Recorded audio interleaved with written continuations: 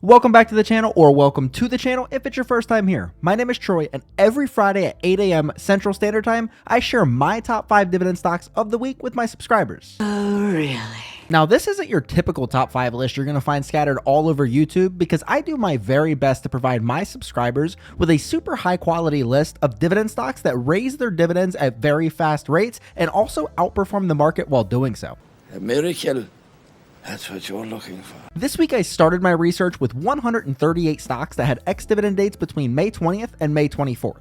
Then it required those stocks to have a dividend streak of at least 5 years, which brought me down to 37 stocks. The final filter I put in was asking those stocks to also outperform the market over the past 10 years, which brought me down to 15 stocks, or 10.87% of the original list. From there, I narrowed it down to my 5 favorites that you're going to see in today's video. This is going to be good. Now, while these stocks passed my checks and balances, I want to make sure you understand the intentions of this video. My intention for this video is to provide my subscribers with a source of dependable and quality dividend stock information to be used as a springboard into your own due diligence. And my intention for this video is not for the information in this video to be used as financial advice or a reason for you to blindly follow a YouTuber and take these videos as stock suggestions without doing your own research first. I think I got it.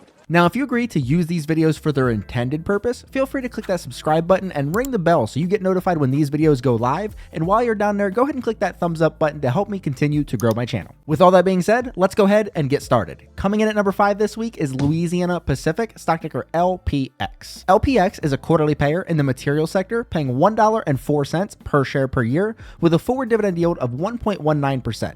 LPX has been paying and growing this dividend over the past 7 years. They have a 3-year dividend growth rate of 18.1%, a 5-year dividend growth rate of 13.3%, and a payout ratio of 19.89%.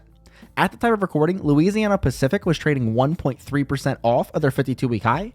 They have an ex-dividend date of May 21st with a payout date of June 5th. And what this chart's going to show is the growth of $10,000 over a long period of time with and without dividends reinvested. Up here at the top, you have LPX 10 years ago while reinvesting your dividends. That would have brought back $61,896.68, whereas the S&P 500 in the same time frame while reinvesting their dividends would have brought back $32,861.12. That's a difference of $29,035.56.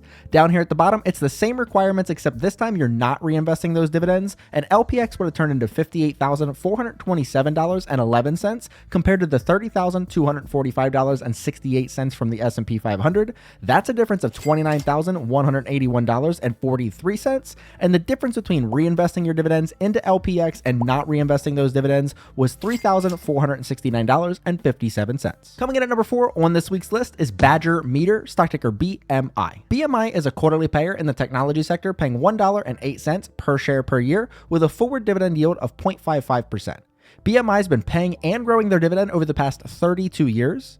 They have a 3-year dividend growth rate of 13.39%, a 5-year dividend growth rate of 12.29%, and a payout ratio of 23.48%. At the time of recording, Badger Meter was trading 1.51% off of its 52-week high. It has an ex-dividend date of May 23rd and a payout date of June 7th. And we get the same chart here with the same time frames and same requirements. Up here at the top, BMI would have brought back $85,510.56, which outperforms the S&P 500 by $52,649.44. Down here at the bottom, same 10K without reinvesting those dividends, BMI would have brought back $79,433.51. That's $49,187.83 more than the S&P 500, and the difference between reinvesting and not reinvesting those dividends was $6,077.05. First up on the podium this week and coming in at number 3 is CRA International, stock ticker CRAI. CRAI is a quarterly payer in the industrial sector, paying $1.68 per share per year with a forward dividend yield of 1.02%. CRAI has been paying and growing this dividend over the last 8 years. They have a 3-year dividend growth rate of 16.77%, a 5-year dividend growth rate of 16.09%, and a payout ratio of 25.06%.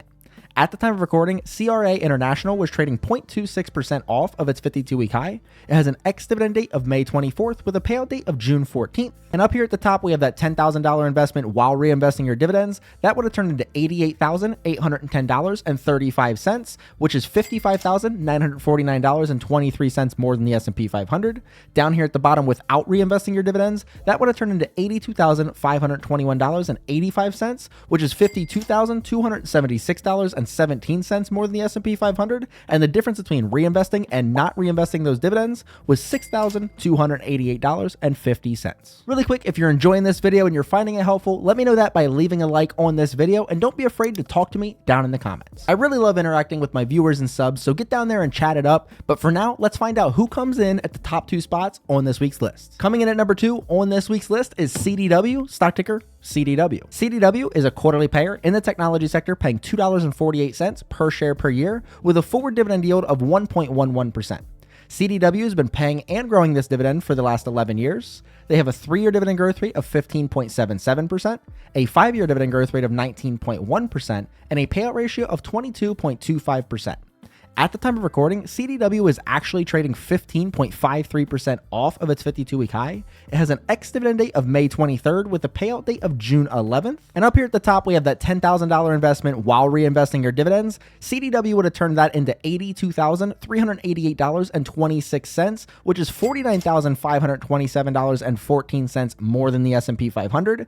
Down here at the bottom, without reinvesting those dividends, that still would have turned into $78,151.17. Which is $47,905.49 more than the S&P 500, and the difference between reinvesting and not reinvesting those dividends was $4,237.09. And we made it. My number 1 stock of the week is Applied Materials, stock ticker AMAT. Applied Materials is a quarterly payer in the technology sector, paying $1.60 per share per year with a forward dividend yield of 0.76%. Applied Materials has been paying and growing this dividend over the past 7 years. They have a 3-year dividend growth rate of 13.31%, a 5-year dividend growth rate of 9.86%, and a payout ratio of just 15.71%.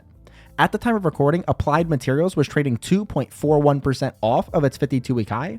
It has an ex-dividend date of May 22nd with a payout date of June 13th. And this one just really took the cake. A $10,000 investment into this one 10 years ago while only reinvesting your dividends would have turned into $123,220.14, which outperforms the S&P 500 by a measly $90,359.02. The $10,000 investment 10 years ago while not reinvesting your dividends still would have turned into $111,482.32, which outperforms by $81,236.64, and the difference between reinvesting and not reinvesting those dividends was $11,737.82. And with that being said, I want to hear from you. Do you guys happen to own any of the stocks mentioned in today's video? And if so, how are they doing for you? If you don't own any of them, did any of the stocks I mentioned pique your interest? Let me know in the comments down below. And if you just happen to stumble across this video and the dates I mentioned in the video have already passed, don't worry, there are 2 things you can do. You could simply remember that the stock market opens at 8:30 a.m. Central Standard Time and that these videos come out 30 minutes before that and show the best stocks for the following week. And in order to get a jump on some great stock ideas, you need to find that one guy on YouTube that puts out those awesome lists.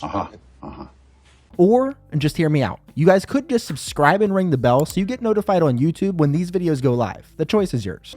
Oh, that's way easier. And with all jokes aside, I really want to thank you guys for taking time out of your day to learn about my top 5 dividend stocks of the week for the week of May 20th through May 24th. If you want to see what I'm doing with a brand new dividend portfolio that's helping me get paid weekly, check out this video right here.